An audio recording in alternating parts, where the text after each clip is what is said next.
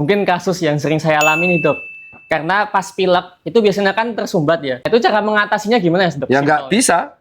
Itu harus minum obat. Karena kan hidung ini kan terhubung dengan THT, telinga hidung tenggorokan. Jadi kalau hidungmu tersumbat, itu telingamu jadi bindeng, terus indera pengecapmu jadi terganggu, dan akhirnya suaramu jadi bindeng karena kamu harus nafas dari mulut. Makanya itu gunanya kamu ke dokter THT untuk mengencarkan lendirnya, untuk menyedot lendirnya, atau diberikan obat-obat supaya lendirnya tuh atau saluran-saluran sinusnya tuh terbuka, supaya lendirnya tuh terserap. Lendir itu pasti akan ada karena akan mengalir di semua sinus.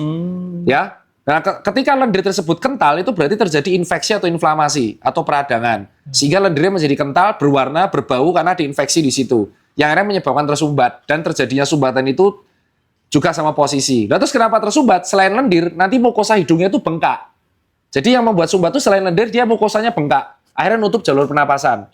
Nah, supaya ini mengecil itu harus diberikan obat. Karena obatnya itu beresiko. Obat yang membesarkan saluran pernapasan itu akan mempengaruhi sistem kardiovaskular.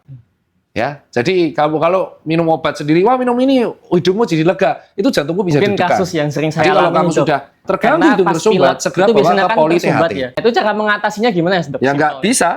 Itu harus minum obat. Karena kan hidung ini kan terhubung dengan THT, telinga hidung tenggorokan. Jadi kalau hidungmu tersumbat, itu telingamu jadi bindeng, terus indera pengecapmu jadi terganggu, dan akhirnya suaramu jadi bindeng karena kamu harus nafas dari mulut. Makanya itu gunanya kamu ke dokter THT untuk mengencarkan lendirnya, untuk menyedot lendirnya, atau diberikan obat-obat supaya lendirnya tuh atau saluran-saluran sinusnya tuh terbuka, supaya lendirnya tuh terserap. Lendir itu pasti akan ada karena akan mengalir di semua sinus. Ya. Nah, ketika lendir tersebut kental, itu berarti terjadi infeksi atau inflamasi atau peradangan. Sehingga lendirnya menjadi kental, berwarna, berbau karena diinfeksi di situ. Yang akhirnya menyebabkan tersumbat. Dan terjadinya sumbatan itu juga sama posisi. Nah, terus kenapa tersumbat? Selain lendir, nanti mukosa hidungnya itu bengkak.